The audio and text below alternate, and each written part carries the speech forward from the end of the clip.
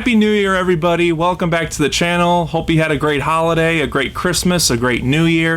If you don't celebrate Christmas or New Year, then I hope you had a great day, weekend, week, whatever you want to call it.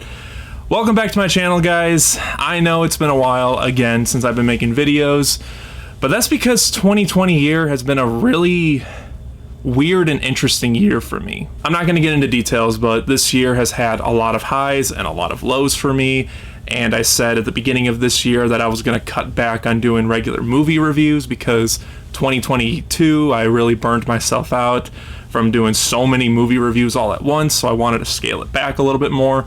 But also because of 2023, I didn't see a lot of movies that I normally would. In fact, I was wondering if I should even do a top 10 favorite movies of the year video. Did I see enough movies to make a top 10 favorite movies of the year video? And I looked through my list of movies that I've seen this year on Letterboxd, and surprisingly enough, I saw enough movies to make a top 10 favorite movies list, plus some honorable mentions. So yeah, another year where I'm going to be doing another top 10 favorite movies of the year list. Couple things to keep in mind, just like always, this is my list. These are the movies that I saw myself. It's just a one-man crew here, seeing the movies, reviewing the movies, all that kind of stuff. I don't go off of what other lists have. I don't go off of what other people say about movies. If I saw the movie and I liked it, then it qualifies for being on my favorite movies of the year list. If I didn't see the movie, but I had a feeling I would have liked the movie, it's not going to be on the list because I didn't see it. So, for example, movies like Wonka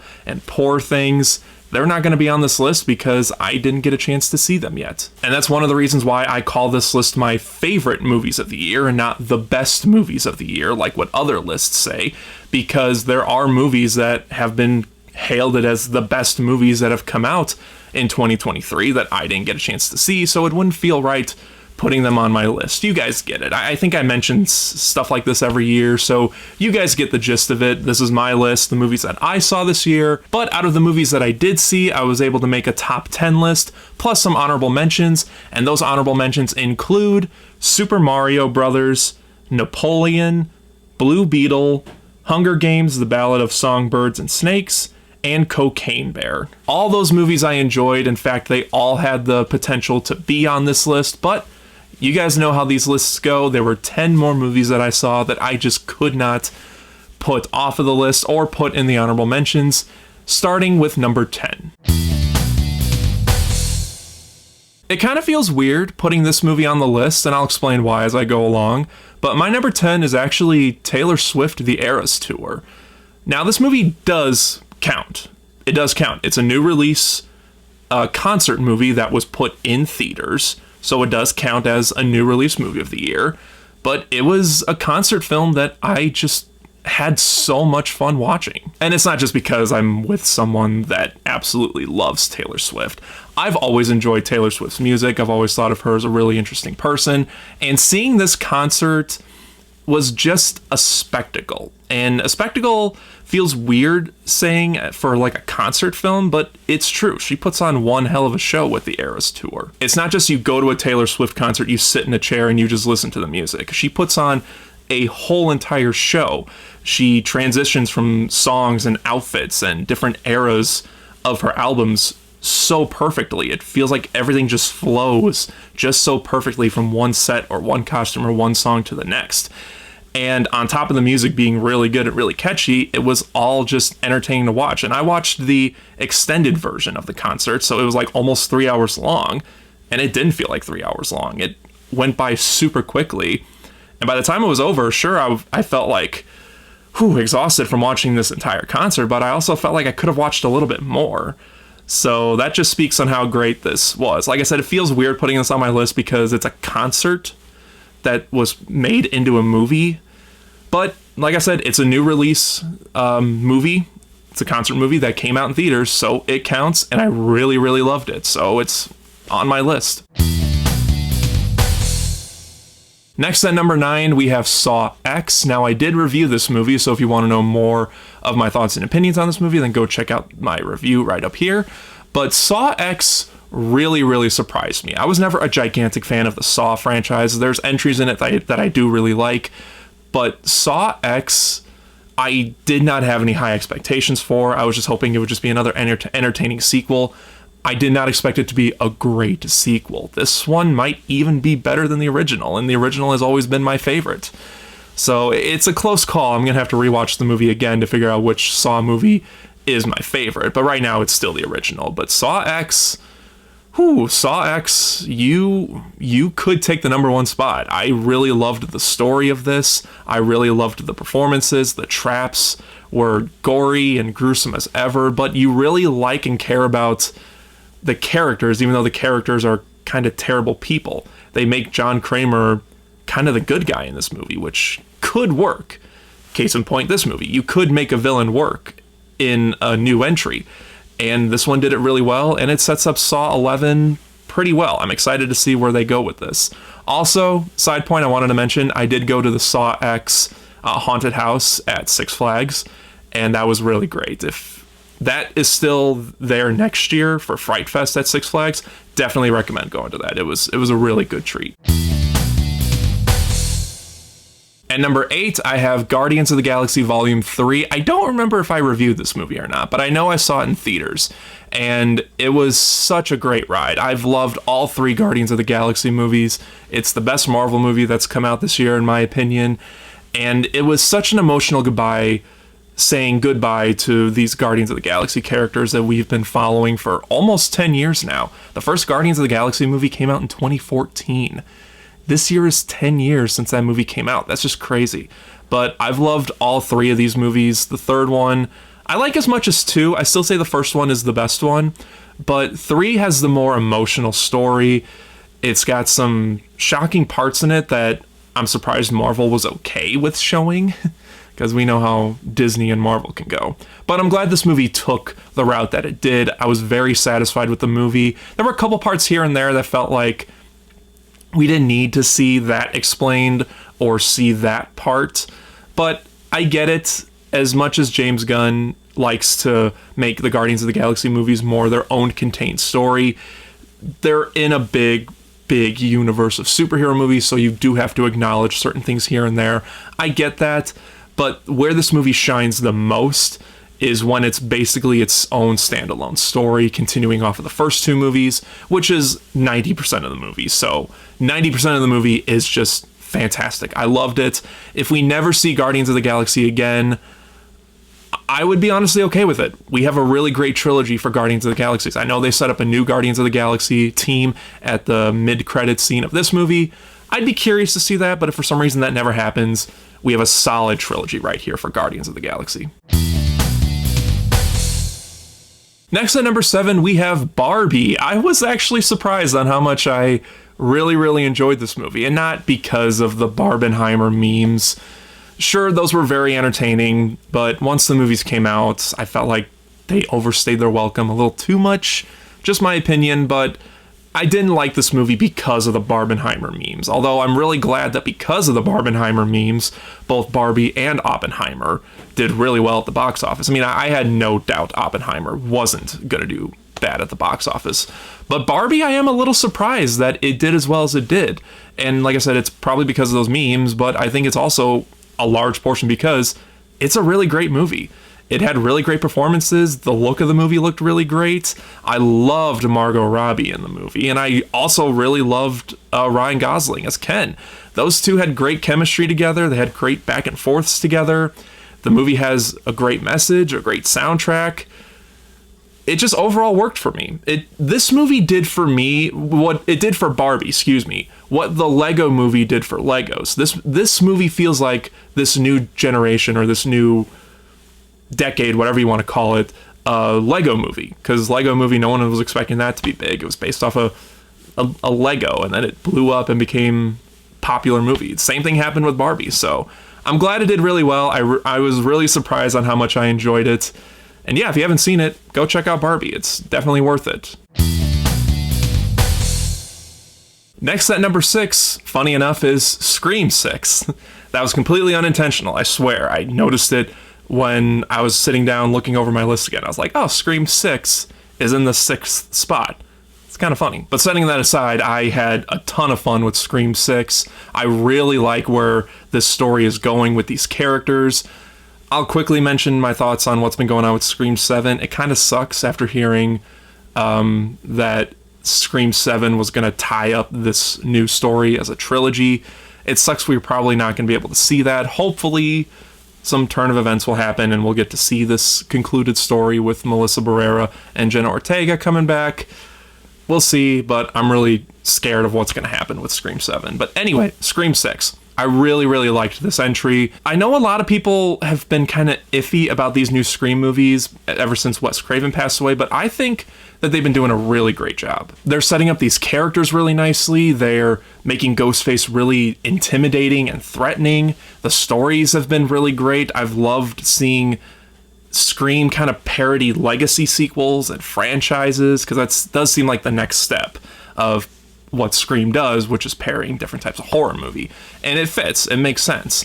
Although this one felt a little like they're kind of running out of ideas on what to parody with horror movies, because this one was parodying franchises, and I'm like,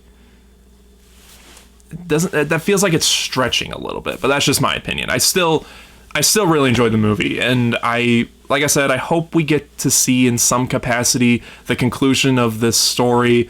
Hopefully things with Melissa Barrera can be fixed so they can bring her back on board and Jenna Ortega back on board and get a new director and really close out the story, because I really want to see the final chapter of it. But I'm getting ahead of myself. Scream 6 was really enjoyable, and I've liked every Scream movie so far. My least favorite is 3, but 3 is still entertaining. It's still pretty good. So yeah, this franchise just keeps getting better in my opinion. So hopefully they can figure something out with Scream 7, because I really, really liked where Scream 6 was going. Next at number 5, we have probably what was my most anticipated movie of the year, and it did not disappoint for me, Indiana Jones and the Dial of Destiny. I was worried about an Indiana Jones 5 because, well, I saw Crystal Skull. We all saw Crystal Skull. And there were a lot of things that didn't work about Crystal Skull that I didn't think a 5th movie would handle that well either, but I was surprised. I was really surprised. It handled it very, very well. James Mangold, I think, is a terrific director. I love the fact that Harrison Ford came back for one more, even though he's 80 years old now. He still made the character really fun and really believable in his own age. The action was terrific. I liked the new characters. I liked the story behind the MacGuffin that they were going after. And even though the ending, I'm not going to spoil it. I did a spoiler review if you want to go check it out. Even though the ending left people a little surprised, both in a positive and a negative way, I didn't really have an issue with it. It didn't go as far as Crystal Skull did for me, if that makes sense without getting into spoilers. Sure, it's ridiculous, but to me, it didn't reach that ridiculousness that Crystal Skull did. So overall, this movie was much better than Crystal Skull, and I'm so happy to say that. And now I'm done with Indiana Jones. I really am. I don't care what Lucasfilm does with the franchise. They're talking about doing spin-offs and prequel series and young indies series, and I don't care. I don't care about any of that. I don't want to see anything like that. We just have the 5 Indiana Jones movies for me, and that's good enough. It ended very satisfying for me, and that's that. I don't want to see anything else of Indiana Jones, so I'm done. I don't have to watch anymore. Next on number 4 is... oh my god. Okay, unintentional, I swear, but at number 4 is John Wick Chapter 4. Again, that was unintentional, I promise, but that's funny that it happened twice on my list. I really, really love John Wick Chapter 4. It quickly turned into my favorite of the entire franchise. It closed this story really well. And I know they're talking about they could bring Keanu Reeves back for more if they find some sort of way to bring him back. I know they're planning spin-offs and stuff like that. Why does everything need to have a spin-off? Why does everything need to have a spin-off series or a limited series or prequel series, something like that? I'm ranting at this point, but not everything needs to have a limited series or a continuation series or a spin-off series or prequel series. We don't need it. We don't need it, okay? John Wick 4 closed up what John Wick 1 was setting up perfectly, in my opinion. The action was, of course, top-notch. Keanu Reeves was terrific, probably his best performance as John Wick. The movie, of course, looks absolutely phenomenal. It looks great on 4K, too. I'm just really happy that all 4 John Wick movies have been great. I've loved every single one of them. And I was even more surprised when I said to myself, the 4th one might just be the best one. I really liked how they concluded it, and I really liked how they concluded it. Its execution was really, really great, in my opinion. So yeah, if the rest of the spin-off series, similar to Indiana Jones, if the rest of the spin-off series or prequels or whatever they want to do end up sucking, at least I got a solid 4-movie arc with John Wick, and I'm happy with that. I'm very happy with it. I don't think we need to see any more from John Wick at this point, but it's just my opinion. They're going to do what they're going to do.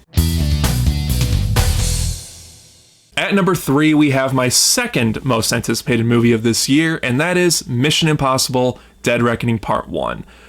It was going to be hard to top Fallout. Fallout is still my favorite Mission Impossible movie, but I was hoping Dead Reckoning would at least come close to Fallout, and it did. It really did.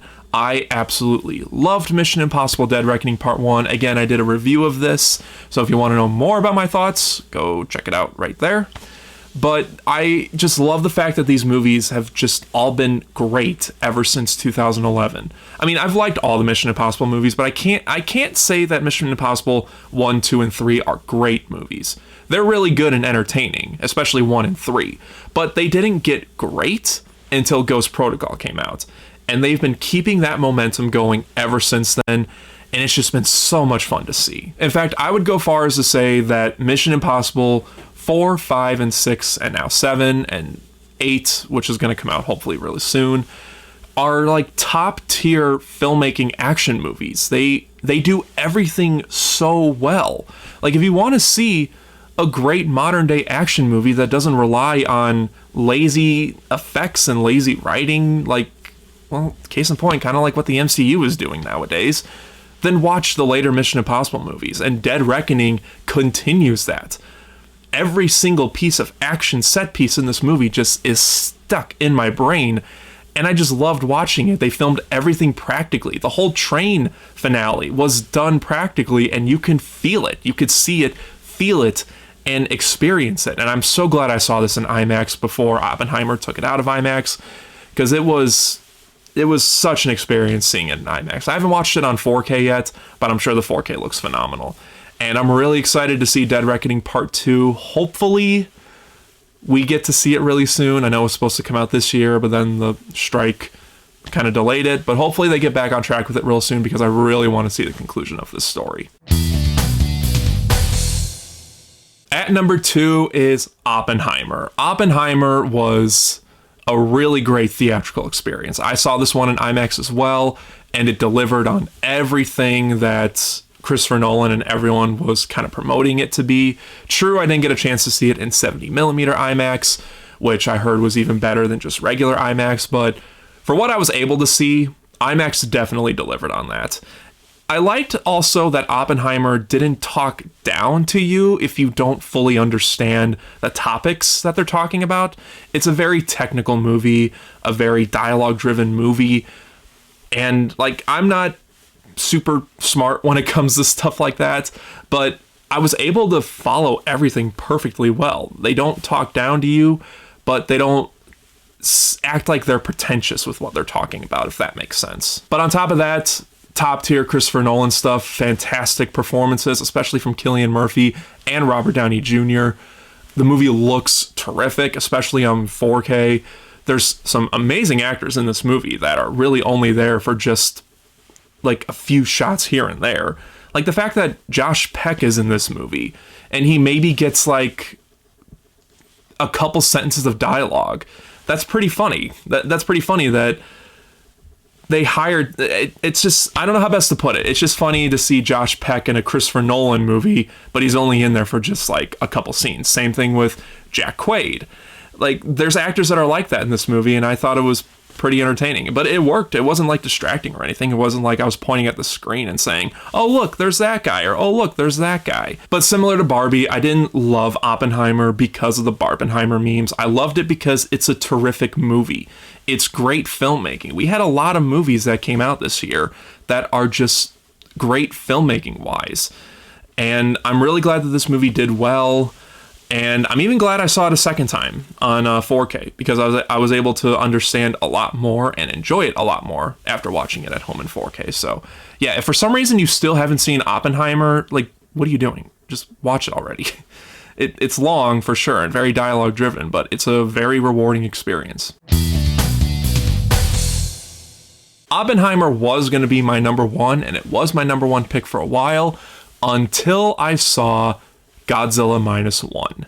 And as soon as I saw Godzilla Minus One, I said to myself, that's definitely my favorite movie of the year so far. I wasn't even sure if I was going to see Godzilla Minus One in theaters, but then I heard so much phenomenal stuff about the movie, and I was like, okay, I gotta go see it in theaters.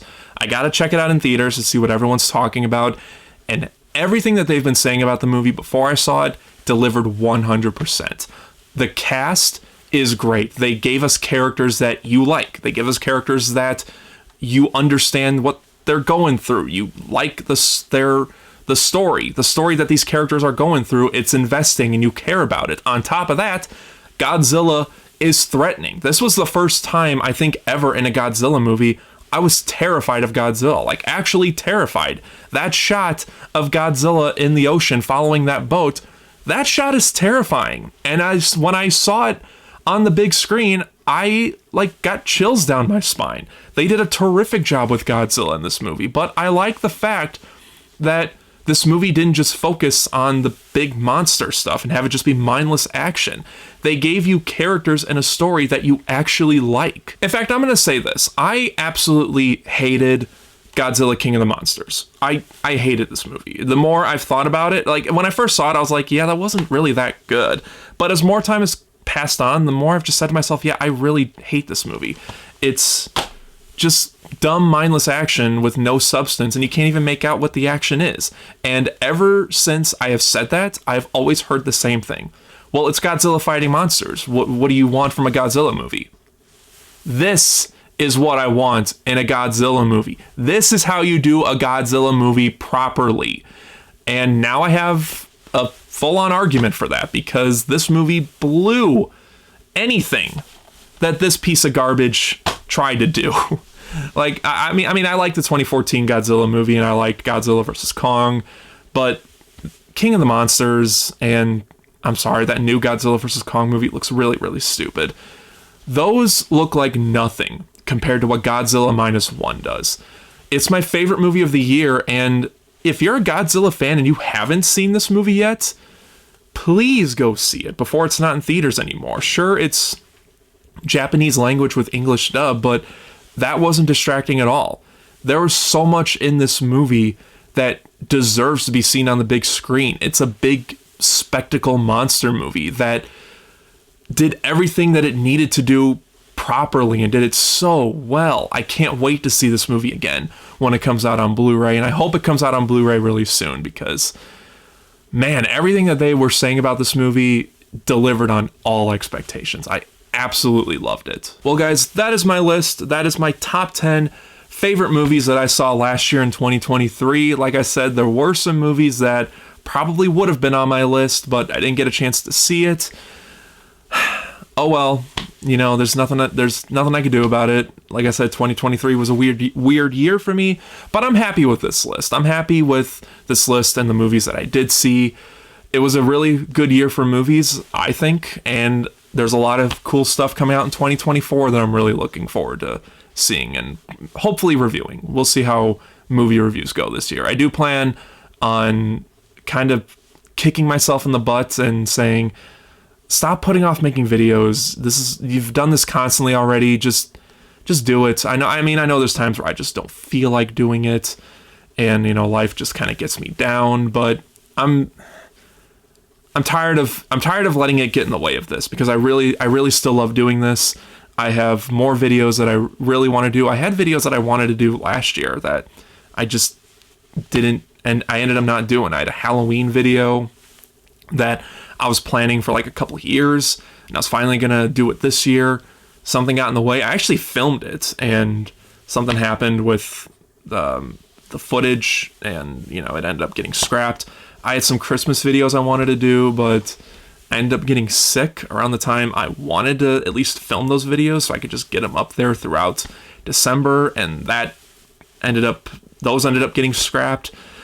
So yeah, making videos, for me it's challenging, but with 2024, I want to try again, and I know I keep saying this, but I'm really going to try to get more content out there, but not burn myself out, because I don't want to repeat of getting burnt out in 2022. So I'm still going to do my best. I'm still going to do my best to put out content that I want to make, that I know you guys will enjoy.